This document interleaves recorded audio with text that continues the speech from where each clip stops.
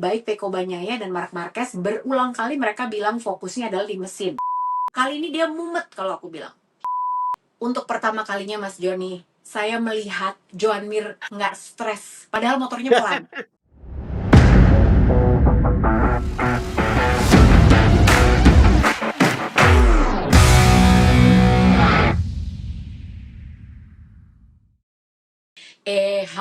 Hai, selamat datang di Pedok Talk. Pasti sudah menunggu-nunggu hadirnya Joni Lono Mulia dan juga Lucy Wiryono di sini. Kita kembali, Mas Joni sudah segar sekali. Tidak ada brewok Ya lagi. Banyak seneng yang banget yang request, habis Mas pulang Joni. dari Sepang Pet nih. Huhuy. Alhamdulillah ya, demi komitmen Mas Joni. Sebenarnya yang belum kesampaian tuh, teman-teman Pedok Talk, ya. Aku tuh masih pengen pergi ke Sepang bareng sama Mas Joni sebetulnya. Tapi waktunya tuh belum ketemu-ketemu ya Mas Joni ya. Iya Jeng, Mm-mm. ada aja hambatannya Iya, tuh. apa-apa. Insya Allah mungkin nanti bulan Oktober, siapa tahu gitu kan, kita bisa liputan bareng di Sepang karena Amin, seru nih gitu. amin, Nah, amin. aku mau ngasih tahu dulu kita mau ngomongin apa nih Mas Joni. Tentunya ini adalah masa-masa yang krusial. Waduh, drama banget. Ah, iya karena Soalnya kan Kak Delusi langsung di sono ngeliat apa yang terjadi, bagaimana hebohnya, bagaimana serunya. Aku aja bener. yang lihat di media sosial gregetan gitu. Wah, coba ke sana. Pasti lebih heboh gitu. Ya kan? Soalnya gini, sebetulnya ada yang sedikit berbeda. Nah, pokoknya intinya adalah hari ini nih, Pedokru kita akan ngebahas masing-masing pabrikan itu update-nya apa aja. Kenapa Ya, aku bilang tadi krusial? Karena di akhir pekan ini, tanggal 12 dan tanggal 13, akan ada pre-season test lagi di Buriram. Nah, betul, ini akan betul. menjadi tes yang sangat menentukan apakah yang kita lihat di Sepang kemarin itu hanya memberikan harapan palsu atau benar gitu ya kan. Nah, kita konfirmasinya nanti di Buriram gitu ya. Nah, tapi ya Mas Betul. Joni, sebelum kita kulitin satu-satu nih semua pabrikan, eh aku tuh sebenarnya pengen bilang ke Mas Joni ada yang sedikit berbeda dari Sepang Tes kali ini. Aku Iya, ngerasanya semua pabrikan itu jauh lebih konservatif kecuali Yamaha. Rata-rata pabrikan lah ya. betul, betul. Ducati, KTM, kalau Aprilia karena Iya, special case karena ada kasusnya Jorge Martin. betul. Tapi Setuju. terutama yang aku lihat Ducati deh gitu. Ducati kan soalnya jadi benchmark banget patokan banyak pabrikan gitu ya. Dia Betul. tuh sangat berhati-hati. Nah, tapi kenapanya kita bahas sebentar lagi ya. Eh, Mhm. kita buka dulu nih Pedokru dengan berita dari Jorge Martin ya. Ini bukan news flash karena kita langsung aja sikat. Beritanya nggak banyak soalnya. Ini cuma Jorge Martin yang dikonfirmasi dia akan skip untuk mengikuti pre-season test di Buriram. Tapi belum ada konfirmasi apakah dia akan bisa race di seri Di pertama tanggal 28 betul. Februari sampai 3 Maret nanti gitu. Iya, Mudah-mudahan sih bisa gitu. Nah, sekarang amin. kita mulai ya, Mas Joni. Yang pertama kita mulai dari pabrikan Yamaha dulu, ya. Jepang-Jepang Hmm. kita taruh di depan dulu deh gitu. Oke, Karena betul. Yamaha itu kan kelihatan banget progresnya memang luar biasa. Kita Iya, lihat dengan kedatangan Prima Pramak Yamaha juga memberikan semangat bahwa memang kita udah harus memasuki tahun 2025 ini dengan mentality yang berbeda. Jadi mereka betul. benar-benar lebih agresif lah gitu. Nah, memang kemarin selama 3 hari dari tanggal 5, tanggal 6, tanggal 7 5. Fabio Quartararo itu ada di top 3. Dia Iya, bahkan catatan waktunya lebih cepat daripada Q2-nya dia musim lalu di Sepang kedua. juga, ya kan? Benar, Nah, benar. Betul. Mas Joni ngelihatnya seperti apa? Karena ternyata V4-nya belum keluar ya, guys. Yang di Belum Sepang fix itu belum. belum, Belum. belum. Bahkan Alex Iya. Rins juga bilang mandatory atau enggak lah. Lihat aja Honda pakai V4 Iya, juga masih struggling. Jadi santai aja betul. gitu. Nah, Iya. kalau Mas Joni ngelihat dari pengamatan, Yamaha sebetulnya bisa dibilang promising atau enggak? Karena sebetulnya Fabio Quartararo dan Diego Gubelini-nya pun bisa dibilang masih ada sedikit skeptismenya lah gitu. Ya, Mas Joni iya, gimana? iya. Jadi kalau kita melihat kan ini sedikit Sepang. Mm-mm. Dan secara data di atas kertas nih emang Sepang ini udah dari dulu sangat klop dengan Yamaha. Dan itu yang pertama. Yang kedua, Quartararo sendiri bilang bahwa sebenarnya catatan saya bagus ini karena saya lebih dulu datang nih. Karena di tes Iya, kedua shakedown dia udah turun. Dan dia coba udah paham tuh. Dan yang ketiga adalah memang ya faktor dari kehadiran Max Bartolini ini yang memang menjembatani antara Jepang dan Eropa dengan istilahnya filosofi Ducati bagaimana menerapkan kemampuan motor Jepang dan kelebihan Eropa di sektor aerodinamika dan lain-lain yang selalu mengetes motor sehingga cukup bagus, ini ada hasilnya. Nah, yang masih saya bilang ya skeptis-skeptis itu karena apa? Karena Quartararo sendiri bilang di saat hari ketiga dia agak kedodoran. Karena apa? Karena selama beberapa minggu ini kan si Sepang ini digerus oleh karet motor MotoGP. Nah ini problem di saat kemudian si aspalnya udah penuh dengan aspal-aspal ban motor MotoGP, ini agak keleleran. Lain kalau bener-bener nih pure murni si aspal Sepang yang memang sebenarnya tanda petik adalah daya cengkramnya cukup bagus. Itu sebabnya beberapa kali dia tampil cukup memuaskan. Nah, kenapa tadi Tante Lucy juga sempat bilang bahwa hal yang menentukan itu nanti di Buriram ini sirkuitnya licin-licin gimana gitu, Jeng. Yang Low grip notabene ini ya. menjadi kelemahan dari Yamaha dan Ya. bahkan sempat diungkapkan di akhir-akhir semua motor Yamaha termasuk Alex Rins dan juga Quartararo bilang bahwa masih ada kekurangan lagi-lagi apa problemnya adalah performa dari ban belakang. Ini yang memang jadi tipikalitas dari inline Jeng. Ya. Inline itu memang sangat apik di tikungan, kencang, tapi saat keluar dari tikungan ini menjadi problem bahwa daya putar ban belakangnya ini tidak terlalu bagus dibandingkan dengan motor V4. Tapi kalau kita melihat lagi bahwa pengembangan yang sempat paling signifikan adalah ya bentuk dari aero belakang ini yang keempat adalah dari belakang Yamaha yang ya mulai-mulai mirip kayak Lancebox-nya Ducati lah yang ramai diceritakan bahwa ya semua sekarang pabrikan MotoGP mulai menggunakan Mas Damper, bukan Ya. Mas orang Jawa ya Jeng ya. Jadi Mas Damper ini adalah semacam istilahnya itu ada suspensi tambahan yang fungsinya itu untuk mengurangi cater ban belakang sehingga si ban tetap bisa punya daya cengkram ke aspal. Teknologinya ini sebenarnya digunakan di F1 dulu saat Williams berjaya dengan Nigel Mansell dengan ini yang kemudian akhirnya di-ban. Ternyata ya di MotoGP ini tidak menjadi persoalan, digunakan dan bahkan Mas Damper ini juga udah dulu dipakai di steering damper. Jadi steering Oh. damper ini yang digunakan di depan, tujuannya kalau nggak ada tuh yang pasti belok itu akan sangat susah. Makanya digunakan steering damper namanya. Nah sementara yang eh, istilahnya tuh lansbook belakang ala Ducati ini Mas Damper yang diharapkan bisa membantu daya cengkram ban belakang sehingga tidak terlalu cater. Cuman memang sampai saat ini baru Ducati yang memang selaku inventor jauh lebih menguasai. Nah, tinggal mungkin nih dari semua paket ini ya Yamaha bisa mengekstrak lagi seandainya dia bisa menemukan kelemahan bahwa di saat menghadapi sirkuit yang licin, di saat sirkuit yang mulai banyak tempelan-tempelan aspal MotoGP ini seperti apa? Ya itu mungkin akan menjadi PR ataupun tujuan dari Yamaha nanti di tes berikutnya di Buriram, Jeng. Betul. Kemarin tuh aku juga sempat tanya juga, frame-nya pakai yang mana. Kalau Fabio Quartararo, soalnya lucu ya.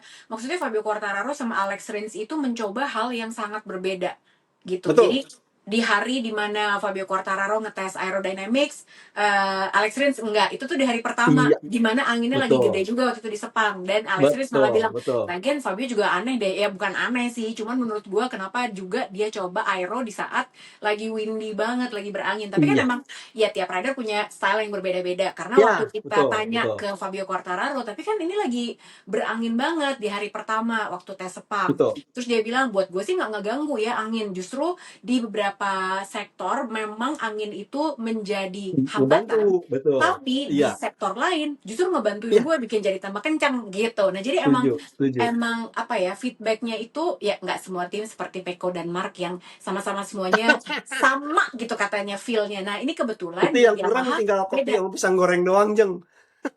Bener. Karena kayaknya kayaknya enak banget gitu ya. Soalnya bener-bener feel-nya sama Iya, segala macam. Peko aja juga heran gitu betul, kan. Karena betul. rata-rata di satu tim punya dua factory rider itu feedbacknya bisa beda ya. Itu contohnya Yamaha Setuju, kan. Nah, Mas Joni, betul. mereka itu ngomongin tentang frame. Frame itu kayaknya baik Fabio Quartararo dan Alex Rins masih lebih cocok sama yang frame tahun sebelumnya 2024. Betul. Nah, tapi Iya. ada satu parts yang aku kemarin sempat lihat juga pas aku masuk ke boxnya mereka gitu di bagian bawah ya. Jadi ya mungkin apakah itu ground effect fairing atau apa aku nggak tahu. Tapi bentuknya beda tuh. Cantik sih, cantik gitu ya, bukan yang kalau Mas Joni ngeliat itu sebetulnya ground effect fairing kah atau apa? Sebenarnya kalau kita melihat Yamaha itu tidak terlalu memusingkan ground effect fairing, Jeng. Karena Enggak kalau sih. pamannya Yamaha ini kan sudah mampu cukup bagus di Mm, high speed cornering. Problem betul. mereka adalah sebenarnya bagaimana mengatur geometri sasis dari si Yamaha ini yang Mm-mm. emang sebenarnya menjadi kelemahan utama dari inline itu posisi si mesin itu udah plok-ketiplok seperti itu. Artinya kalau dari depan tuh gede banget Gede, gembung. Nah, ya. ini dicoba untuk menggunakan frame yang lain dengan alih-alih untuk bisa si bannya itu lebih punya kemampuan daya cengkram lebih dan mengurangi spin. Ini yang Mm. sepertinya coba untuk dilakukan antisipasi bagaimana fokus dari Yamaha sendiri memang lari untuk mengotak-ngatik sektor sasis ataupun frame, Jeng. Jadi Betul. itu sempat diungkapkan juga oleh oleh Pevisio dan juga Sumisan pada saat launching di Thailand di Sepang kemarin Kuala Lumpur bahwa ya. mengatakan bahwa perubahannya cukup banyak dan ini yang notabene mereka cari adalah agak sedikit mengubah frame sehingga benar-benar mengatasi problem yang saya pikir ini problem yang udah kronis menahun dari zaman Valentino Rossi 2019 launching di Jakarta sampai Quartararo yang ya dijanjikan untuk menggantikan mesin V4 ini ya masih itu aja masalahnya, Jang. Makanya mereka fokus di frame, Jang. Betul, betul. Jadi ya, yang aku bisa cerita juga, kemarin waktu aku turun ke box, Yamaha sih memang komitmennya luar biasa sih. Harus kita Betul, Jang. berikan tepuk tangan luar biasa ya pedok kru, Iya, karena mereka itu boxnya udah pasti ya, ada box pabrikan gitu kan, di mana ada Fabio Quartararo, ada Alex Rins, ada terus ada McLean. Prima Pramac juga gitu ya, Iya, Prima Pramac Yamaha. Dan mereka sewa satu box lagi, Mas Joni. Itu buat testingnya, hmm, dimana itu iya, gede banget. Nah di situ aku tuh lebih senang ada di situ tuh lebih sering. Jadi aku di situ ngeliatin ada Max Bartolini, terus udah gitu ada Augusto Fernandes, ada Andrea iya, Dovizioso. Bahkan Andrea betul, Dovizioso itu pulangnya malam juga. Jadi aku tuh pulang dari Sepang itu biasa kan media scrum kelar setengah 8 jam 8 ya, setengah 9 lah baru betul, keluar. betul.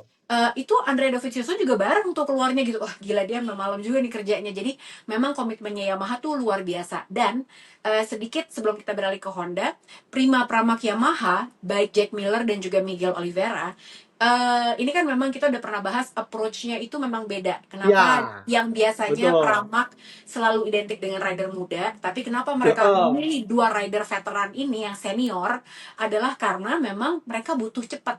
Mereka butuh rider oke. yang punya pengalaman gitu. Nah, tapi yang menarik adalah kemarin pertanyaan pertama kita kedua rider ini adalah kan mereka ganti motor nih ya. Miguel Betul. Oliveira dari Aprilia, Jack Miller dari KTM. Iya, Terus kita tanya, gimana? Masih aneh nggak sih? Wagu nggak nih naik M1 segala macam gitu ya kaku. Menariknya mereka berdua bilang proses adaptasinya sangat mudah. oh, Karena mereka sudah beradaptasi, akhirnya iya, mereka itu bisa ngasih data, mereka bisa ngasih feedback. Jadi itu sebenarnya oh, yang dipengenin sama Yamaha dan kejadian gitu. Jadi kan terbukti ya bahwa memang kalau dulu kan Mas Joni juga aku ingat pernah bilang Yamaha itu adalah motor yang rookie friendly. Jadi siapapun iya, yang naik M1 itu sebenarnya gampang M1, bawanya gitu, lebih setuju, gampang. setuju, Gua mah nggak iya. bisa. Kita bisanya ngomong doang. Gitu. Ini Nah, sama jadi kita juga, kita pakainya Yamaha yang di bawah 250 cc. iya iya iya iya iya. Takut ya ampun nyampe 80 aja Betul, geter kan lutut ya. iya, Tapi iya, sebetulnya ternyata feedback dari Jack Miller dan juga Miguel Oliveira ini karena mereka sudah bisa adjust dengan sangat baik dengan M1. betul. Jadi mereka tuh udah bisa langsung ngebantu pengembangan M1 yang mana itu bagus banget sih sebetulnya. Nah, sekarang Yamaha udah kita tahan dulu ya. Ya, V4 belum ada konfirmasi ya pedok kru. Jadi belum, kita harus menunggu belum. dulu. Bahkan Alex Rins aja udah ditanya dia bilang kita ridernya aja nggak tahu. Jadi kalau Iya, yang di luar sana ada yang betul. ngaku tahu itu berarti mereka bohong karena Alex Rins aja dia bilang lah kita rider factory aja belum dikasih tahu kapan. Nah udah itu gue denger sendiri ada rekamannya ntar gue share ya. Nah sekarang gini ya habis orang suka gitu enggak sok tahu gitu. Padahal datang ke Sepang juga kagak lah. Saya kan datang denger langsung. Nah, sekarang kita beralih ke Honda. Untuk Honda Oke. nih, untuk pertama kalinya Mas Joni, saya melihat Joan Mir nggak stres, padahal motornya pelan. Itu beneran loh. Jadi hari pertama dia datang, terus dia mukanya senyum. Terus bahkan kita semua, jadi ada David Emmett, Matt Oxley, terus Simon Patterson, ada Peter Iya. McLaren juga gitu ya, Eh, eh, jurnalis-jurnalis eh. senior itu semua bilang, kok lu beda hari ini, senyum, biasanya stres nih, gitu kan. Iya loh, ini adalah kayaknya hari pertama ya, pertama kalinya nih, gue naik Betul. Honda RC 213V dan gue happy. Padahal motornya pelan, dia bilang gitu. Sebenarnya Iya, iya. akselerasi sih masih kalah, tapi Betul. Honda ini ternyata, teman-teman, berhasil untuk menemukan solusi bagaimana mereka bisa turning dengan lebih baik. Beloknya lebih baik. Kalau belok lebih Betul. baik, brakingnya juga lebih baik. Apalagi di Setuju. hard braking nih, dimana Joan Mir juga memang bilang bahwa gue tuh kalau nge-brake hard banget. Jadi kalau kagak bisa belok, repot gue. Nah, Iya, iya. tapi Joan Mir bilang, sebenarnya motor ini mah motor paling pelan di grid. Cuman ada, dia bilang gitu, tapi gue tuh seneng karena secara rideability gue masih bisa mengendalikan motor ini, nggak kayak tahun sebelumnya. Kalau ditanya Betul. extra powernya berapa, paling cuma nambah 1 km/jam. Dia bilang Iya. kita Iya. butuhnya 5, cuman 1. Jadi emang masih pelan gitu. Tapi itu di situ menarik ya buat aku. Makanya pengen aku bahas sama Mas Joni. Apa yang Mas Joni lihat nih, terutama Mas Joni sempat lihat kan di hari pertama di belakangnya Iya. dia tuh kan ada yang kayak bulat, Betul. kayak kayak bentuknya kayak ikan paus kan, biasanya ada Betul. segonya tuh. Nah, ini Betul. nggak Iya. ada yang mau jawab, baik Luca Marini, Joan Mir, Zarco. Kalau soal kayak Chandra kan kita nggak bisa tanya ya, Belum tahu. Iya, iya. dia belum tahu. Nah, tapi 3 rider itu nggak ada. Bahkan Luca Marini pas kita tanya gitu, dia bilang enggak, itu buat snack aja, kalau kita lapar lagi di track kita bisa makan gitu. Terus udah gitu kita nanya lagi, pokoknya lo tahu kan kita nggak bisa jawab. Mereka bilang gitu, kita nggak bisa jawab loh gitu. Nah, sebetulnya ada yang mencurigai bahwa itu adalah mass damper, Iya. ada juga yang mencurigai ya pokoknya itu pasti elektronik lah di dalam situ. Betul. Karena Betul. itu cuma keluar di hari pertama kalau nggak salah. Abis Iya. itu Iya. besokannya wingnya keluar lagi. Menurut Mas Betul. Joni itu apa? Paling kelihatan tuh Jadi, soalnya. ya kalau saya melihat itu lagi-lagi Lancebook ala-ala Ya. Ducati, Jang. Karena kalau kita Mm-mm. melihat bentuknya tuh hampir semua sekarang itu, bahkan KTM menerapkan, kemudian juga ya Aprilia pun udah agak berbeda. Jadi saya melihat bahwa mereka sudah sadar dengan kondisi, karena kita tahu bahwa ya Michelin ini kan ngasih ban juga agak ajaib lagi, Jeng. Ini yang agak merepotkan si pembalap. Jadi ban depannya diganti, ban depan belakang masih seperti itu, dan kadang-kadang ban belakang ini menjadi faktor krusial. Nah, kebanyakan pembalap itu ataupun pabrikan dan semua insinyur mencari cara bagaimana untuk mengurangi chatter di ban belakang saat si faktor ban udah mulai habis. Nah, Ya. inilah yang kemudian dikembangkan oleh Honda bersama dengan kolega barunya ini, Test Rider, mulai dari Alessio Spargaro dan Takaaki Nakagami. Jadi benar kata Jeng bahwa pada saat launching kemarin Honda HRC Castrol itu kan yang keluar yang serem banget, yang ada jemuran di belakangnya, kemudian ada yang lancip-lancipnya kayak Stegosaurus. Nah, pas Alex sempat duluan menguji coba, mereka udah bikin yang seperti itu. Dan bahkan tadi malam, gue pikir launchingnya LCR Honda tuh agak-agak sore karena kan di Thailand, ternyata 12 baru malam. dini hari itu. Nah, mereka keduanya menggunakan yang istilahnya yang benar-benar digunakan oleh Alex Spargaro, yang tadi kata Jeng Lucy bagian belakang, bagian bokongnya itu pada nggak mau cerita. Dan bahkan kalau kita melihat efek, ya sempat lihat sih antara pembalap yang menggunakan Stegosaurus dengan yang menggunakan tanpa Stegosaurus, hasilnya memang agak cukup menjanjikan yang paket baru ini, Jeng. Ya, saya sih Hmm. merasa ini lagi-lagi bahwa lunchbox-nya belakangnya ini tuh tidak lain tidak bukan adalah ya si Bapak Jawa itu, Mas Damper, bukan Mas Mbak Damper ya. Damper. Betul, Mas Damper ya. Nah, eh sebetulnya gini, ada kemarin-kemarin pas aku sempat bikin konten di TikTok ya, apa di Instagram gitu, aku lupa. Kan aku cerita gitu, ada improvement segala macam. Lagi-lagi gitu ya, kalau orang tidak ada di sirkuit Sepangnya dan Sirkuit. ngelihat sendiri, memang memang agak sulit. Jadi ada yang bilang bahwa Joan Mir mah cuman diplomatis aja ngomong kayak gitu. Betul. Guys, boleh aja berasumsi gitu, tapi catatan waktu berkata lain karena Joan Mir itu Iya. improve 1,8 detik. Iya. betul, Jadi ada betul, Jon. catatannya. Jadi bukan sekedar Iya, ngomong doang. Jadi kalau misalnya kita mau bilang, alah paling nanti begini, masalahnya mah lebih cepet. Kalau soal Ducati tapi lebih cepet, ya iyalah semua pabrikan kan bikin improvement gitu ya. setuju, Gak mungkin kan setuju. Honda sama Yamaha improve terus udah gitu dia bilang, Ducati topan dulu dong, jangan dulu, lu jangan ngapa-ngapain biar kita bisa kejar. Kagak, Enggak, kan udah enggak. dikasih konsesi. Ducati Betul. sebenarnya juga udah sedikit dihambat dalam tanda kutip untuk tidak bisa melakukan pengembangan semasif itu gitu Iya, caranya betul. teman-teman. Nah, Setuju, jadi setuju. kalau buat Honda sih kelihatan ada perkembangan ya Mas Joni meskipun kayaknya lebih Betul. sedikit daripada Sedikit. Yamaha, tapi Ya, paling enggak ini ada improvement. Dan sebenarnya menarik nanti nih weekend ini karena mereka sebelum launching kemarin udah duluan ngetes heeh, Albesiano sama Alex betul. Espargaro di Buriram, harusnya Iya, datanya mereka udah punya duluan. Jadi kita tinggal setuju. nunggu nih gimana nanti di Buriram Betul. tanggal 12-13 ini. Nah, ini kita hold dulu Mas Joni, buset, baru dua Cap. pabrikan udah 20 menit. Kita habis ini langsung ngomongin pabrikan-pabrikan yang banyak ditunggu karena sebetulnya aku punya feeling yang buruk tentang KTM. Jangan Iya, mana-mana ya, tetap di betul. Pedok Talk.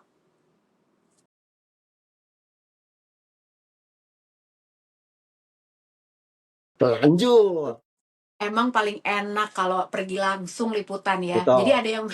ada yang kemarin nanya ke aku juga kan, "Mbak Lucy, ngapain sih datang pre-season testing gitu? Iya, Kan nggak ngapa-ngapain." Iya emang. Kalian tahu nggak kalau misalnya lagi pre-season testing itu ya, datang nyampe sirkuit jam 8, betul. 8 setengah 9 lah gitu. Mereka Iya, terus kita tuh nggak ada tayangannya juga. Kita juga cuma betul. ngeliatin catatan Cuman waktu live doang. timing doang ya, betul. Iya, iya live timing doang. Terus kadang ada yang crash, ada tulisannya gitu ya. Oh Iya, siapa crash gitu. Tapi kan nggak ada tayangannya, kita nggak tahu juga. Jadi kita mengandalkan dari fotografer-fotografer yang berada iya, di ruangan yang sama. Kita betul. lihat dong fotonya gitu. Iya, Kenapa dia tadi crashnya di mana gitu. Nah sebenarnya sama aja kita kayak yang di rumah, tapi di media center itu banyak iya. sekali gosip yang beredar, teman-teman. Ya Itu kan? benar, Jan. Heeh, ada yang bisa kita spill, ada yang Ada yang enggak. tidak, Ada yang betul. spillnya ditunggu dulu, ada yang bisa langsung gitu. Nah, itu tuh di situ serunya ya Mas Joni. Nah, Iya. eh, salah satunya adalah ada banyak sih sebenarnya yang kita bisa spill. Kita ngomongin dulu tentang Aprilia nih, karena Hmm, Aprilia yang sangat disayangkan adalah Jorge Martin. iya, Sayangnya crash di hari pertama, bahkan baru 1 jam ya kurang lebih mulai dia udah crash dan ternyata memang 2 kali lagi crashnya. iya. Singkat cerita, akhirnya ada drama antara Aprilia versus Michelin, di mana Massimo Rivola bilang, berdasarkan data kita, Jorge Martin nggak salah, Motor kita terus nggak salah. motor kita nggak salah. Itu dari Betul, data ya, betul, RSGP-nya nggak ada betul. technical problem juga. Kemudian ini ada prosesnya nih, Mas Joni. Jadi kebetulan aku kerja sampingnya Simon Peterson kan, terus dia Iya, ngejar interview sama Michelin. heeh, Datanglah Piero Taramaso dong betul. gitu. Diulik. Piero Taramaso bilang nggak ada masalah.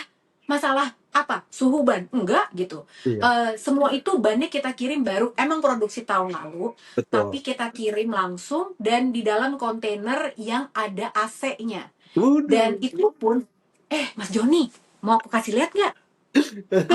Aku punya gambarnya. Jadi kan aku kepo ya. Iya, Jadi aku kepo nih teman-teman. Terus udah gitu kan pas aku ngobrol sama Simon, terus udah gitu dengar berita dari orang Michelin katanya, enggak, di dalam kontainer itu, kan aku udah lihat kontainernya begitu kita masuk dari iya, pintu pedok tuh, oh ini tempat bannya.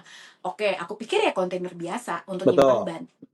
Ternyata Mas Joni, begitu dibuka, nih aku kasih lihat gambarnya ya, memang di dalam itu ada AC-nya dan emang dingin dan ternyata itu ada GPS climate system. Jadi Sistem. teman-teman, GPS-nya itu bisa dikontrol dari Prancis. Michelin kan buatan Prancis ya. Iya, Jadi betul. misalnya nih, aku orang Michelin, terus udah gitu, oke dikirim sampai ke Kirim ya. Sepang, terus aku lihat, hey, Sepang lagi panas banget hari ini. Suhunya ini nggak boleh segini. Mereka tuh ada climate controlnya. Jadi harusnya suhunya sekian derajat. Sekian Jadi dari derajat. Prancis, aku bisa pencet, hey, dinginin AC-nya karena terlalu panas di sana. Uh, Secanggih itu teman-teman, gitu. Makanya Piero Taramaso bilang, enggak, kita tuh udah ngejaga banget. Tapi dari informasi yang aku dapat terakhir nih, jadi kalau main salah-salahan, iya, sebetulnya ternyata memang ada ketidakcocokan temperatur mana yang mau dipakai. Ternyata gitu Mas Joni. Betul, betul. Jadi ternyata ada 4 ya, ada 4 indikator. Jadi temperatur mana nih? Temperatur luar, temperatur track, atau temperatur yang di dalam, atau yang Iya, mana, segala macam. Nah, ternyata ada yang nggak cocok nih sebetulnya datanya, gitu. betul. Makanya akhirnya harus dibikin sebuah konsensus bersama, kira-kira suhunya yang benar yang mana. Memang artinya nih setelah dicek, suhu yang dipakai sama Jorge Martin itu nggak Masih pas. kedinginan, iya, Iya, betul. betul gitu. Jadi dan emang yang bikin jadi complicated lagi adalah alokasi ban soft yang biasanya Iya, orang-orang pilih untuk di Sepang itu cuman sedikit. betul. Jadi di hari pertama mau nggak mau pada pakai medium. Kalau Iya, suhunya nggak pas, ya kejadian lah kayak Jorge Martin. betul, Tuh. betul. Tapi untuk Aprilia ya, Mas Joni, mereka tuh kan sebenarnya kita udah bilang, wah keren nih bos 10 RSGP segala Iya, macam. iya, iya, Tapi kejadian Jorge Martin, Raul Fernandez juga, iya, ya. Berarti cuman ada di tangannya, di bahunya Marco Bezzecchi. Karena kalau Ai betul, Ogura dia kan dia rookie. betul. Sampai akhirnya diturunin Savadori juga. Apa yang Mas Iya. Joni lihat pengembangannya Aprilia? Apa jangan-jangan gara-gara kejadian Jorge Martin ini jadi belum kebaca sebetulnya apa yang mereka kerjakan di 2025? Betul, Jang. Jadi salah satu faktor adalah lagi-lagi pada saat Aprilia memutuskan mengontrak seorang superstar Jorge Martin, mereka harus kehilangan test rider potensial yang awalnya kan mau Alex Espargaro, ternyata nggak jadi. Malah ke Lukas Savadori. Maaf-maaf kata, bukan kita mengecilkan Lukas Savadori, tapi dengan kaliber pengalaman seorang Alex Espargaro dengan Lukas Savadori, jam terbangnya jauh lebih bagus Alex Espargaro dan dia telah terbukti Jang. Waktu dia dipercaya menangani Luka Suzuki, Lorenzo. Lorenzo Savadori, ya Tadi kan? bilangnya Luka Marini Oh, dong. luka Marini. Oh iya ya, Lorenzo Savadori ya. Iya, Sama-sama iya, iya, L iya. sih, ketelingsut jadinya. Ganti Nah, ganti beras merah, beras putih nih mah, bubur merah, bubur iya. putih. Oke, Nah, terus lanjut Mas Joni. Alex Espargaro kan pengalaman Suzuki cukup bagus. Kemudian dia sempat sempat juga berpengalaman di V4 yang sangat apik dan bahkan di Aprilia berkat dia berhasil mempersembahkan kemenangan baik dia maupun seorang Maverick Vinales, meskipun Vinales mengeluhkan bahwa anjrit ini motornya jadi berat lah karena aerodinamikanya atau apa. Nah, aku nggak ngerti apakah memang padahal kan Alex Espargaro itu yang istilahnya memboyong Jorge Martin untuk bergabung dengan Aprilia. Tapi kenapa terus setelah Jorge Martin masuk, dia malah hengkang ke Honda? Ya, mungkin seperti itu. Artinya apa? Uang untuk Jorge Martin ada, tapi untuk memperpanjang Alex Espargaro nihil. Efeknya, Lukas Savadori kan jadi pembalap paling capek jam waktu shakedown. Sebegitu Asik. banyak motor itu agak Dicoba kesulitan. semua. Iya kan, Betul. dia coba motor semuanya. Jadi sebelum Marco Bezzecchi sama Jorge Martin Jorge datang, dia Martin, cobain semua. Benar, betul, benar, yang benar. Jorge Martin, yang Marco Bezzecchi, ya jelas untuk satu orang yang harus membagi ke feedback kedua pembalap yang katakanlah agak berbeda, ini agak sulit.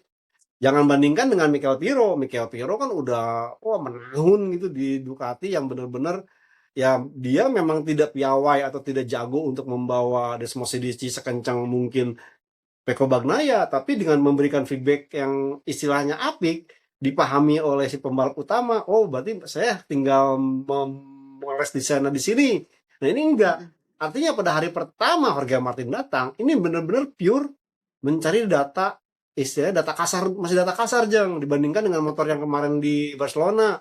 Sampai kemudian ya mungkin seorang Jorge Martin terlalu bernafsu ingin segera mendapatkan feedback yang lebih banyak, ya tidak sadar bahwa kemarin itu hari pertama Sepang memang suhunya agak adem Jeng, dan bahkan pembalap-pembalap juga sebenarnya agak agak bingung gitu dengan apa yang dilakukan oleh seorang Jorge Martin dengan kondisi awal lu baru turun tapi lu udah push semaksimal mungkin untuk apa, dan seorang Mark Marquez mengatakan ya ya Pergemain terlalu memaksakan, efeknya dia udah ada istilahnya warning crash gitu loh, jatuh pertama itu yang tidak fatal, yang keduanya benar-benar fatal, sehingga ya Eyesight memang banget. dan dua-duanya tuh high side yang meskipun yang pertama tuh high side-nya ya masih high side lembek lah, baru yang kedua ini jatuhnya cukup parah sehingga dia harus istilahnya membuat semua pihak Aprilia tuh rugi, tidak bisa mendapatkan feedback dari Jorge Martin, dan juga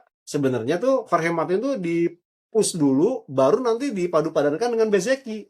Nah makanya kemarin Bezzecchi itu tidak terlalu coba untuk nge-push karena dia akan lihat dulu yang Martin seperti apa, baru ntar Jorge Martin Marco Bezzecchi melakukan istilahnya apa yang dilakukan minimal sama seperti Jorge Martin, ini bubar.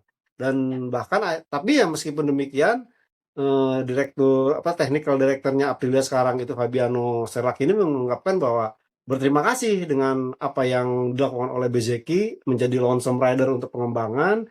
Dia mengatakan bahwa ada sedikit positifnya dari Bezzecchi, ini orangnya tuh determinasi, kemudian tuh orangnya bukan yang istilahnya ini nggak enak ganti dengan part yang ini nggak, dia fokus misalkan ini barang yang lagi dia coba ini diasumsikan meningkatkan mungkin kemampuan manuver atau apa, ini dicoba terus sama Bezzecchi. Jadi selama sehari itu si Insinyur Aprilia itu mendapatkan apa yang ini kekurangannya, ini kelebihannya selama 3 hari itu. Makanya kalau kita melihat Bezzecchi pun baru peningkatannya nggak terlalu signifikan, tapi baru di hari ketiga cukup bagus. Ini katanya udah menggunakan motor yang kemarin hampir sama digunakan di Barcelona. Artinya apa? Andai kata Jorge Martin tidak mengalami insiden crash dan cedera, mungkin Aprilia udah punya konsep atau formula motor untuk meraih kemenangan di awal musim tahun ini.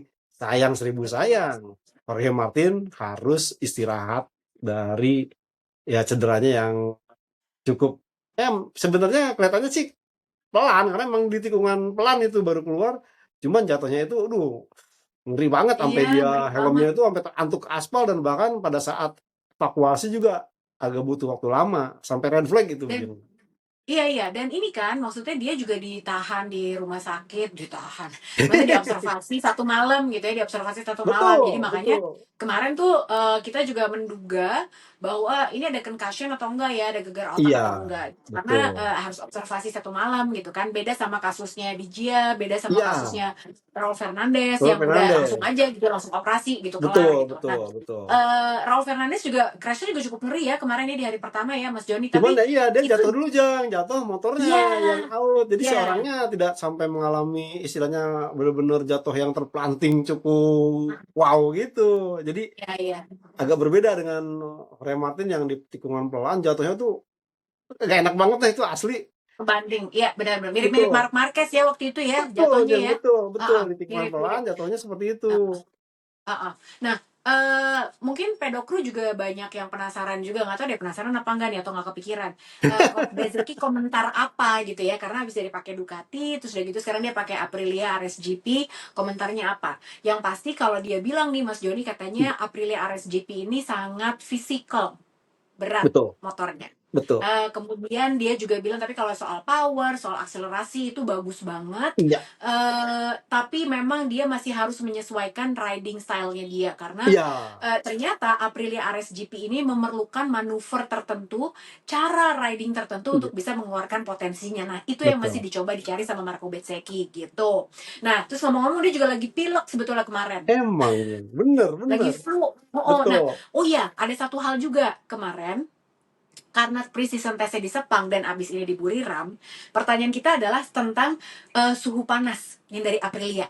Iya, Iya kan? Gitu betul. kita tanya, kan Aprilia masih ada itu tuh masalah panas dari bagian depan mesin gitu kan? Iya, Kerasa nggak? Dia bilang, kalau gue sih nggak ngerasa apa-apa ya katanya Marco Bezzecchi. betul. Nggak tahu deh nanti di Buriram, tapi sih gue nggak kerasa apa-apa ya gitu. Meskipun nggak dibilangin apa-apa juga, malah baru inget kan. Terus udah gitu, tapi mungkin dia bilang kalau gue sih panas malah suka karena gue lagi flu jadi gue pengen keringetan nih dia bilang gitu.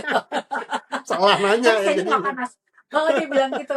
Nah terus Aprilia udah nih berarti kita harus menunggu sampai tanggal 12-13 ya Betul, teman-teman ya. Jen, betul. Nah sekarang kita lanjut ke KTM. Ducati kita taruh di paling akhir karena membutuhkan diskusi yang lumayan panjang juga. Betul, betul. Nah KTM jujur Acosta sangat berbeda di saat media debrief. Beda Betul. sama tahun sebelumnya waktu dia di Teh Tua. Iya, Dia kan selalu terlihat positif gitu ya, Mas betul, Joni. betul, betul. Kali ini dia mumet kalau aku bilang. nggak tahu deh gitu. Kalau aku tuh ngelihatnya Pedro Acosta, Binder, karena bolak-balik kita tanya gimana chatternya masih kerasa apa enggak di RC16 yang versi 2025, solusinya apa enggak, chatternya masih ada, ini oke aja ya, base-nya oke, tapi ya semua Iya, kata-katanya, nah ini iya, baru iya. diplomatis kalau aku bilang. Betul, Tapi betul. mereka itu baik dari rider, kita belum ngomongin Enea Bastianini sama Iya, Vinales ya, betul. dari pabrikan aja nih, dari Acosta sama Binder, aku dan juga teman-teman media yang lain sampai aku konfirmasi lagi gitu, ini gue doang yang ngerasa atau lu juga ngerasa hal yang sama ya, mereka tuh nggak ngasih detail Iya, apa yang ada iya, di betul, paket barunya betul. gitu ya nggak sih Mas Joni? Jadi Iya, aku Jeng. tuh nggak tahu apa yang dikembangin, apakah kayak ada yang bilang KTM tuh emang selalu kayak gitu lagi, mereka nggak pernah mau bilang apa-apa, tahu-tahu kenceng aja gitu. Nah Iya. tapi aku sih ngelihat Acosta lebih mumet daripada sebelumnya. Mas Joni ngelatih gimana kalau KTM?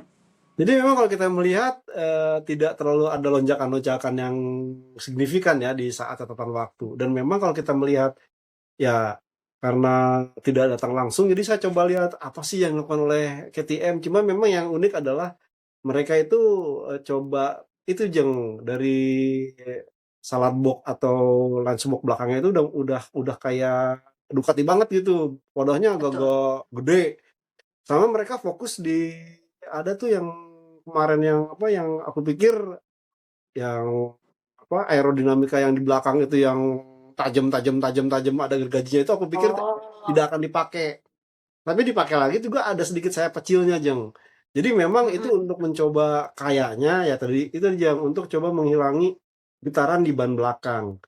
Nah, Mm-mm. problemnya adalah sebenarnya dengan makanya agak sedikit positif negatif ya setbatru gitu dengan kepergian Fabiano Sellacchini dari KTM ke istilahnya ke Aprilia. Aprilia karena kalau mamanya mungkin si KTM mau plok lagi mengadopsi Ducati ya memang persoalannya ada di Salarbox atau di Mas Damper ini mau tidak mau Hmm. ini menjadi salah satu solusi agar ceter bannya itu hilang sehingga dan kalau Ya. kita lihat kan ya KTM kemudian Honda kemudian Aprilia ini plek secara konfigurasi mesin sama dengan si Ducati. Cuma problemnya Ya. adalah memang mass damper ini masih katakanlah hal yang begitu dicoba diulik oleh semua insinyur dari pabrikan-pabrikan yang lain. Cuman Ducati doang nih yang istilahnya kayaknya cuma formulasi yang ini dan mereka belum ketemu. Makanya Ya. coba mungkin aku nggak tahu nih apakah sekarang orang-orang pabrikan lain juga mencari siapa sih nih yang ngurusin bikin Mas Damper nih kalau pamannya ada nih gue bajak dah. Itu yang mereka akan coba lakukan. Karena Ya. apa? Ya. Selama mesinnya masih aturan saat ini sampai 2026 ini salah satu kuncian untuk bisa meningkatkan performa si motor setidaknya jauh lebih bagus dan mungkin bisa sepadan dengan Ducati Desmos di GP Jeng. Itu saya lihat. Baik, kalau tadi Mas Joni bolak-balik bilang Mas Demper, ini aku juga kemarin sempat foto karena terlihat sangat jelas nih. Jadi kalau pedokru ngeliat ada perbedaan di bagian salad box di belakang nih, Iya, yang pakai yang tampilan baru itu cuma dipakai sama Binder sama Acosta. iya, Sementara Viñales sama Bastian ini enggak, pakai yang standar. Mereka betul, nggak pakai gitu. betul. Ada alasan tertentu nggak untuk itu Mas Joni atau sekedar ngumpulin data aja sebetulnya? Saya rasa masih mengumpulkan data karena kalau kita Mm-mm. melihat kan sebenarnya terlepas dari ada problem masalah finansial induknya KTM, memang kan kemudian mereka sempat sempat istilahnya hiatus tuh di musim akhir dia baru akan fokus di Ya, musim ini. Jadi sepertinya betul. progresnya dikasih dulu ke pabrikan nih. Jadi memang Hmm. walaupun ya saya sempat bilang bagaikan pinang di belah empat semuanya sama, tetap ada istilahnya perbedaan antara status pabrikan dengan satelit. Jadi Mm-mm. mungkin masih dikembangkan oleh pembalap pabrikan yaitu Acosta dan Binder, belum ke Viñales dan Enea Bastianini. Dan problemnya dengan motor yang standar kan dua pembalap itu juga agak sedikit beda feedback yang Viñales Yes. mengatakan bahwa wah ini kayaknya bener-bener gua banget gitu gua menemukan istilahnya motor impian sementara Enea Bastian ini masih kesulitan dengan riding position kemudian dengan cara dia beradaptasi masih agak kesulitan jadi ini masih PR buat KTM meskipun ya apa yang mungkin dibilang tadi kata Jeng Lucy, oh besok KTM kayak begitu, ntar awal-awal musim bikin kejutan. Itu bisa kejadian sih, cuman memang Ya, KTM coba untuk tidak terlalu menampakkan diri ketimbang apa yang dia kembangkan itu tiba-tiba ntar jadi menginspirasi atau mengilhami pabrikan lain untuk melakukan riset yang sama, Jeng. iya Itu. betul betul. Kalau Vinyales tadi betul ya kata Mas Joni. Jadi dia tuh setiap kali ditanya, gimana dengan RC16-nya gitu. Mm-mm, mm-mm. Natural banget, aku tuh gampang banget nih kliknya, dia bilang gitu kan, natural banget ya, pokoknya it comes very natural for Iya, me, dia iya, bilang. iya. Terus dari itu ditanya gimana, lo kan juga kalau start kadang-kadang suka kurang nih ya gitu. Heeh, heeh. Terus dari gitu Betul, sekarang lo pakai motor yang terkenal, KTM itu kan terkenal startnya bagus banget tuh, bahkan lebih betul. bagus daripada Ducati. Nah, dia bilang, nah emang KTM ini startnya roket banget kalau katanya Viñales. Tapi Viñales pun juga sama seperti Binder dan Acosta, dia nggak banyak reveal apa-apa. Iya, Pokoknya iya. dia cuma bilang gue cocok, gue bisa memaksimalkan paket Oke, ini dan betul, gue betul. suka sama startnya, terutama lagi practice start. Tapi kalau Enya Bastian ini meskipun dia terlihat cengengesan, dia bingung sesungguhnya. Iya, Dan Jong. kalau kita lihat catatan waktunya, itu juga mereka member-member ya, deket-deket gitu. Betul, Viñales sama betul, Bastian betul. ini tuh Iya, deket-deket. Jadi sebenarnya kalau dibilang Viñales lebih cocok, ya nggak gapnya nggak jauh-jauh banget juga gitu ya, betul. nggak signifikan juga. Bastian ini dia bilang emang, aduh ini tuh emang gue masih harus tahu gimana caranya untuk bawa motor Iya, ini karena iya. beda banget dan kelihatan waktu di turn satu, ingat nggak Mas Joni? Jadi Oh kan iya, kalau dari Jong, betul. start nih ya, dari start itu kan long straight, terus udah gitu kan ada right hander tuh turn satu, Betul.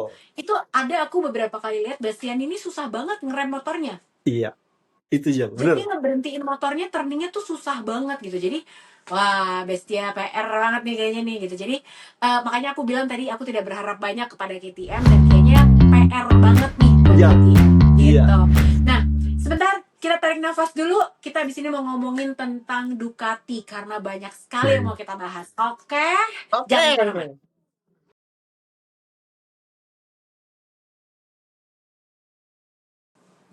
Oh iya, teman-teman, jangan lupa ya Pedok Crew. Kita tuh juga punya pedoktalk.net. Jadi silakan dibaca di sini. Hmm. Ini tuh aku tahu, kita tahu kalian malas baca ya. Jadi tulisannya pendek-pendek aja. Kalau misalnya ngeliat di sosial media, mungkin kontennya cepet banget sih Mbak Lucy update-nya gitu kan. Mana kalau di TikTok campur keranjang kuning, ya kan affiliate. Jualan saya. Jadi bacalah pedoktalk.net juga. Di situ ada Ika, Mas Joni juga nanti nulis gitu. Aku juga Siap, nulis di situ. siap. Jadi pokoknya gampang deh bacanya, paling cuma semenit 2 menit juga udah kelar gitu ya. Dan bisa kalian share ke teman-teman yang lain juga. Nah, sekarang yang terakhir kita mau ngomongin tentang Ducati. Ducati Iya, ini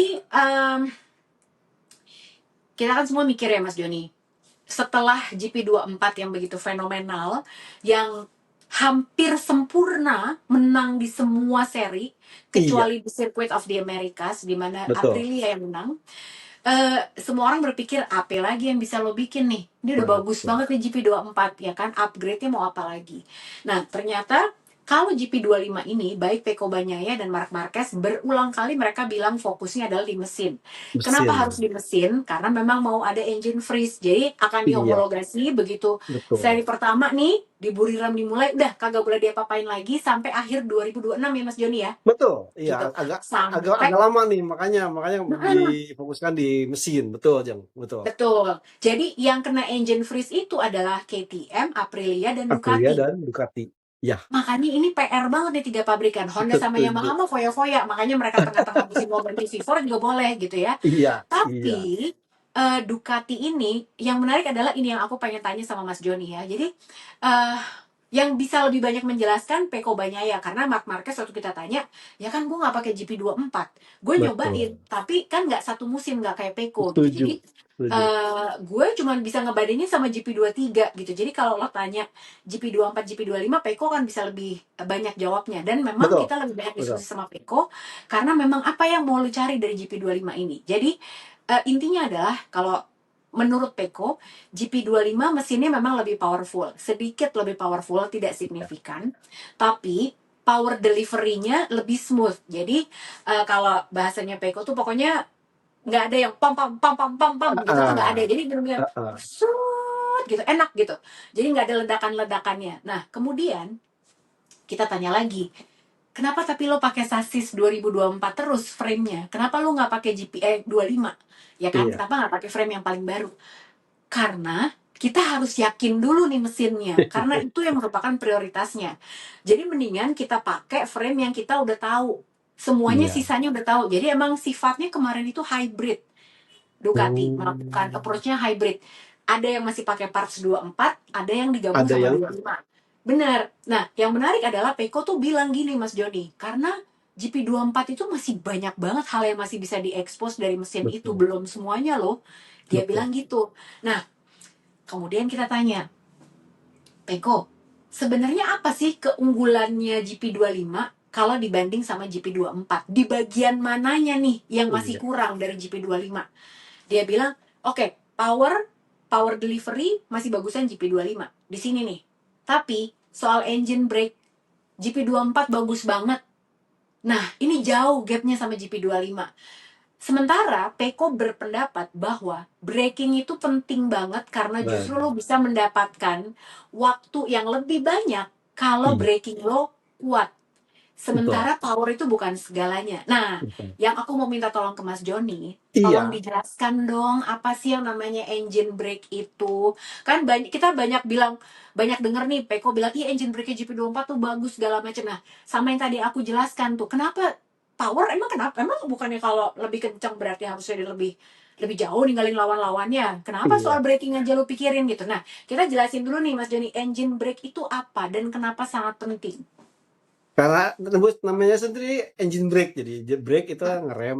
Jadi ini adalah suatu proses deselerasi istilahnya dalam bahasa teknis yang mengandalkan dari aksi menurunkan gigi dari mesin motor. Ini akan Mm-mm. lebih smooth, Jeng.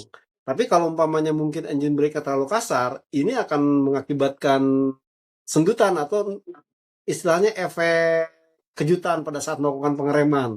Makanya tadi Peko minta eh, engine brake untuk dibenahi. Nah, sementara kenapa dia pengereman? Tidak mungkin motor yang bisa melesat cukup kencang sampai 360 km per jam dalam hitungan detik, cuman membutuhkan rem baik depan dan belakang untuk bisa langsung turun hingga 50%-nya tanpa ada bantuan engine brake, Jeng. Jadi kalau umpamanya hanya mengandalkan pengereman mekanikal rem depan dan belakang, saya yakin semua pembalap itu akan bablas di tikungan Ya. pertama. Makanya butuh engine brake. Nah, tapi engine brake-nya ini juga tidak serta-merta yang istilahnya kasar dalam artian bikin entakan-entakan yang membuat si pembalap tidak istilahnya tidak nyaman untuk melakukan pengereman pengereman sedekat mungkin dengan titik tikungan. Makanya Peko kemarin berasumsi juga kenapa dia menggunakan hybrid antara sasis 2024 dengan mesin 2025. Dia pengen tahu. Ya, kalau kita lihat sih di awal kan dia menggunakan di hari pertama. Hari pertama emang tidak terlalu memuaskan. Mungkin butuh settingan lagi, perlu beberapa faktor lagi yang terutama mungkin di bagian elektronik. Ini yang coba untuk ditempuh dan uniknya dari meskipun tadi Mark Marquez mengatakan bahwa lu tanya ke Peko semuanya, emang iya Peko yang lebih tahu 2024, tapi kalau kita melihat suasana di dalam pedok, Widi, Jeng, saya sampai kompak banget nih. Loh, mana yang katanya dua matahari, mana yang bakal gontok-gontokan bakal ribut, mana yang istilahnya ya gigi dua-duanya harus datang ke Peko, datang ke Marquez. Ini kemarin enggak pada ngumpul sampai saya sampai bilang dalam hati, wah yang kurang nih tinggal kopi sama pisang goreng gitu. Sampai kan ya seorang Peko tuh ya sampai nyamperin ke bagian sayapnya Mark Marquez ngumpul dan menjelaskan dan bahkan statement yang diungkapkan Peko ini ya buat saya ya buat yang suka perdamaian perdamaian ini menyejukkan gitu. Dia Iya, sampai iya benar. pokoknya apa yang saya katakan ini jarang terjadi dua pembalap yang tadi Jeng bilang dua orang pembalap pabrikan yang notabene punya ambisi berbeda dalam memberikan feedback kepada para insinyurnya itu sama dan seandainya seragam seperti ini memudahkan buat bagian insinyur. Oh, berarti mereka punya karakter yang sama, ini yang Mm-mm. sama, sehingga tidak terlalu pusing. Berbeda kalau seandainya mungkin Peko, wah ini, Mark Marquez, itu. Ya pecah itu kepala si insinyur. Karena ntar artinya apa? Ada dua fokus pengembangan, akan ada dua fokus anggaran. Ya kalau umpamanya anggaran dua ini lancar, karena apa kan? Kalau pabrikan nanti larinya turun ke tim satelit. Seandainya nanti satelitnya pas digunakan, oh ini pakai yang Formula Peko, nggak cocok, wah rugi bandar lah, nggak mau bayar gitu. Atau memang pakai Mark Marquez, ya apalagi kan kalau yang pakai Mark Marquez, sejarah menjelaskan setiap yang mau Marquez pakai, orang lain tuh nggak akan cocok. Nah ini kemarin itu bener-bener wow happening banget. Cuman emang tidak ada yang menjadikan itu headline. Coba buat saya ini aneh gitu. Seorang Hmm. Ducati menggabungkan dua matahari, kemudian dengan dua latar berbeda, latar belakang, satu istilahnya Italia background, satu Spanyol background, kemudian satu ini meledak-ledak, bahkan sampai ada istilah ya gerasa gerusu, jorok lah, terlalu agresif. Ini pembalap yang penuh perhitungan, dan juga kalau kita lihat ya mereka punya anak didik, ya seorang Valentino Rossi yang sejarahnya kalau dikaitkan ini pasti saling berseteru antara seorang Marc Marquez, tiba-tiba ya nyaman-nyaman aja, teduh-teduh Akrab. aja gitu Nah, loh Jeng. Mas Joni, sepertinya kamu salah dan aku juga salah. Kita semua salah. Karena kita semua berpikir bahwa dua matahari itu adalah Peko dan Marc Marquez. Iya, Ternyata mataharinya betul. emang cuma satu di Ducati. Betul, Jeng. Gigi Dalinya, teman-teman. Iya, Dia setuju. mataharinya. Iya. Tahu nggak dari mana aku bisa sampai kepada kesimpulan ini? Jadi, pas kemarin tuh lagi sampai benerin tempat duduk nih aku. Jadi, soalnya gara-garanya kemarin tuh pas kita lagi media debrief, jadi kan sebelum gilirannya Mark Marquez kita sempat ngobrol gitu ya, karena yang satu debriefnya masih pakai bahasa Spanyol lah gitu. Nah kalau kayak Betul, gitu-gitu betul. biasanya kita masih bisa ngobrol santai tuh meskipun nggak Iya. direkam gitu. Eh kita sempat tanya gitu ya, aku sempat tanya juga ke Mark Marquez, kalian tuh kalau lagi mau ngetes, ya misalnya di sepanjang sepang tes ini gitu ya, kalian tuh ngetes apa sih berdasarkan hari ini, misalnya oke lo ngerasain apa terus lo minta Mm-mm.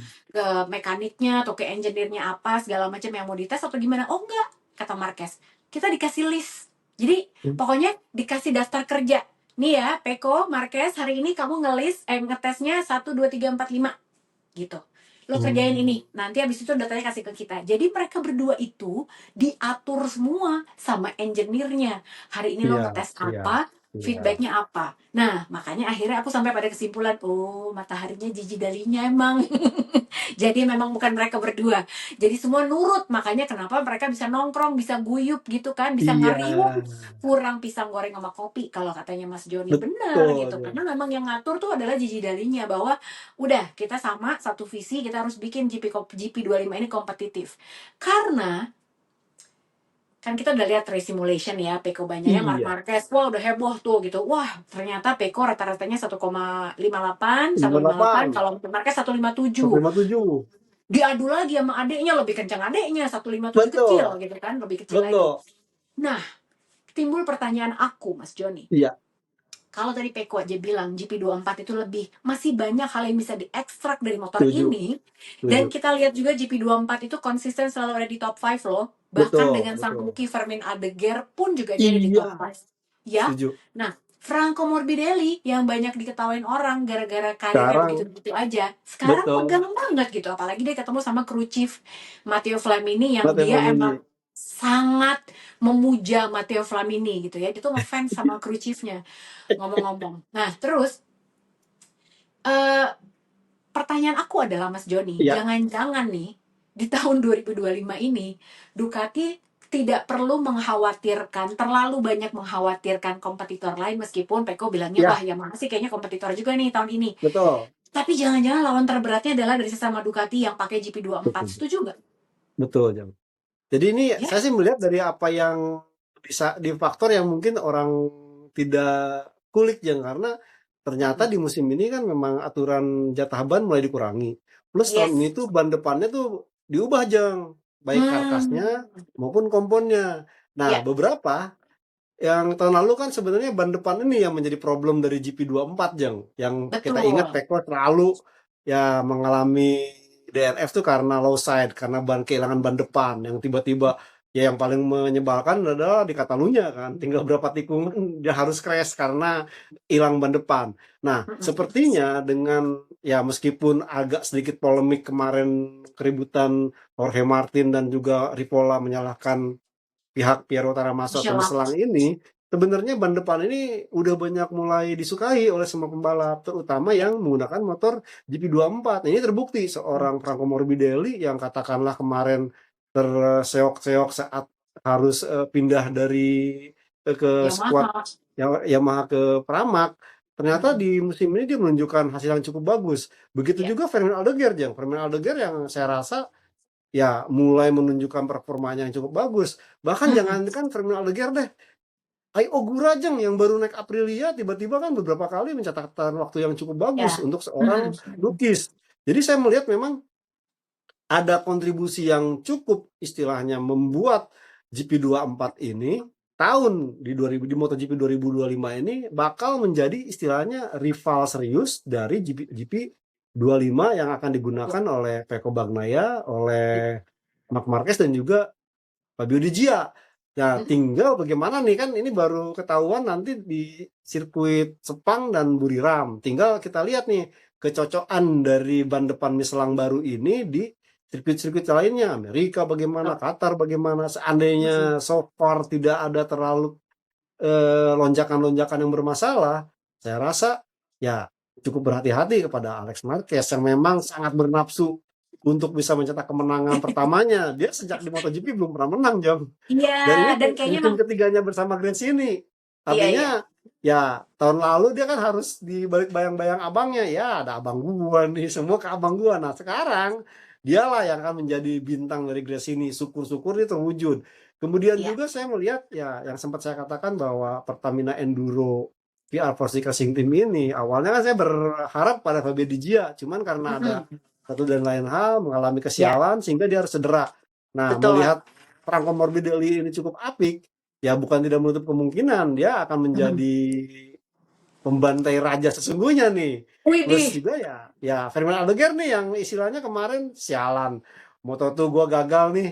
Ya sekarang deh gue ngejar Rookie of the Year MotoGP deh. Ya Ya. dengan bersama Grace ini apalagi kan kontrak dia dengan Ducati pabrikan juga cukup panjang. Jadi bener apa Mm. kata Jeng bahwa rival yang mungkin di awal musim ini sangat harus diwaspadai oleh Ducati pabrikan bukan dari seterunya langsung mungkin pabrikan lain, bukan, tapi justru dari pembalap-pembalap yang menggunakan GP24 Jeng. Ya, Ducati Cup lagi deh.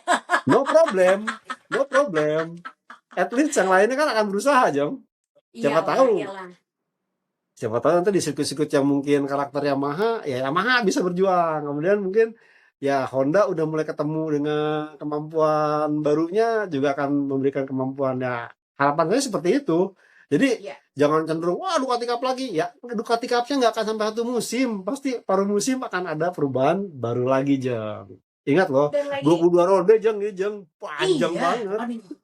Aduh, gila banget ya. Itu hal lain lagi. Nah, ini sebagai penutup nih, kan kita kemarin Oke, ngomongin juga Fabio Di Giannantonio. Jadi, aku sempat ngobrol juga sama Pablo Nieto nih gitu dan ada interviewnya iya, juga ya kalau teman-teman bisa baca itu Simon melakukan interview langsung dan dirilis. Kalau aku hitungannya ngobrol doang, gue nggak iya, interview. Jadi iya, iya, ketemu, iya.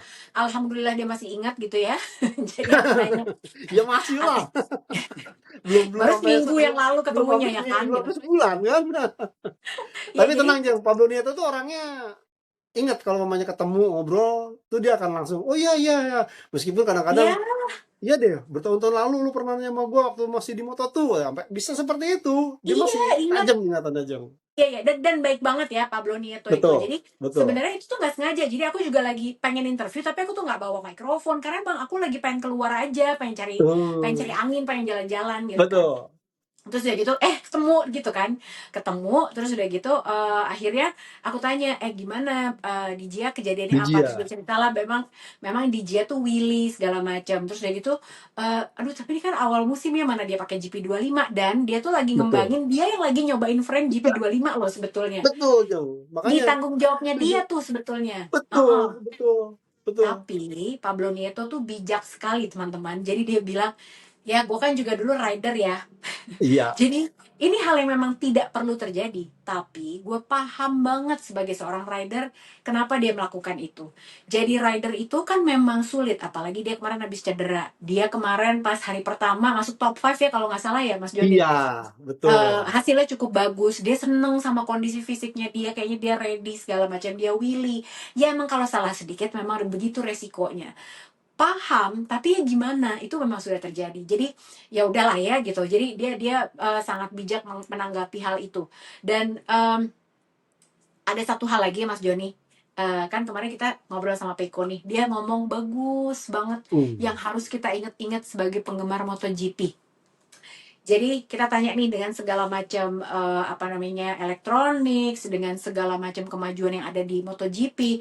Pas dia lagi cerita tadi tuh tentang gapnya Iya, GP25 mesinnya sama dengan GP24 gitu 24. kan. Dia bilang gini katanya. Karena kita semua tuh pas mikir gitu, bahkan David Emmett nih, jurnalis yang Iya, iya, iya. pinter Heeh. banget deh, sangat teknikal. Begitu Peko selesai ngejelasin, dia bilang, Peko, kamu pinter sekali ngejelasinnya gitu. Sampai Peter Bom juga ada di belakangnya dia. I know, dia gila ya. Aku aja yang dulu kan dia data engineer kan si Ya, Peter Bom ini ya. masih Jen. Dia Peter Bom masih masih kok kan. di di Asian GP masih ada yang make. Iya, tapi dia bilang gila dia pinter banget ngejelasinnya. Nah, kemudian Peko tuh ngomong gini, jadi kalian kan jurnalis-jurnalis nih yang ketemu kita ya gitu, tolong diingetin ke fans-fans yang MotoGP bahwa bawa motor MotoGP itu bukan asal bawa doang. Iya, Terus dengan ada segala macam kemajuan teknologi ini jadi lebih betul. gampang. Susah, dia bilang gitu. Iya, iya, iya. Tidak semudah itu. Meskipun katanya orang-orang bilang, sekarang kan gampang ada ini, sekarang kan gampang. Kenyataannya nggak kayak gitu. Tolong dikasih tahu buat fans-fans MotoGP, mereka supaya ingat bahwa tidak pernah mudah untuk menaklukkan motor MotoGP. Iya kan, gitu. Jadi ya intinya teman-teman, dari apa yang bisa kita rangkum hari ini, Betul. semua itu memang fokusnya pelan-pelan lah gitu ya. Semua juga fokusnya Ya, bolak-balik ngomongin betul. elektronik gitu ya. Karena itu penting banget dan memang sangat ribet Setuju. ya untuk Betul. bisa mem-fine tune semuanya dengan sangat sempurna. Nah, jadi nanti kita akan bahas lagi. Sekarang sih udahan dulu, udah cukup panjang Ya. ternyata kita Mas Joni. Betul, Padahal betul, cuma betul. ngebahas pabrikan doang nih. Hari ini akan jadi mereka lagi ada tim launch ya MotoGP MotoGP launch launch, betul. tanggal 9 Februari, nanti Iya, tanggal 12 dan tanggal 13 akan dilakukan baru lagi pre-season test. Nah, di sistem di tes. sini akan terlihat bagaimana kemajuan yang mereka dapat di Sepang, apakah bisa Setuju. diteruskan trennya di Buriram Test ini gitu. Betul, Oke, betul ya. kita ketemu lagi ya, kita ngomongin Siap, Buriram Test nanti Mas siap. Joni. Dan Itu jangan lupa buat yang pengen dapetin konten bonus, jadi buat para members, nanti gue akan update juga di tanggal 12-nya dan tanggal 13-nya khusus buat members laporan bagaimana jalannya pre-season test di Buriram. terus Udah ada di ordalnya meskipun aku nggak berangkat, tapi udah ada ordal. Oke? Terima kasih banyak Mas Joni, terima kasih banyak sama-sama, teman-teman juga. Jeng. Jangan lupa buat di like, di subscribe dan juga di share video ini ke teman-teman yang Siap, lain. siap, Dan siap. dengan kalian nonton video ini, di like, di subscribe, AdSense-nya juga naik, berarti aku juga bisa nanti berangkat meliput. Kalau makin banyak, siapa tahu meliputnya bukan cuma di Mandalika, di Buriram, atau mungkin di Sepang, Insya Allah.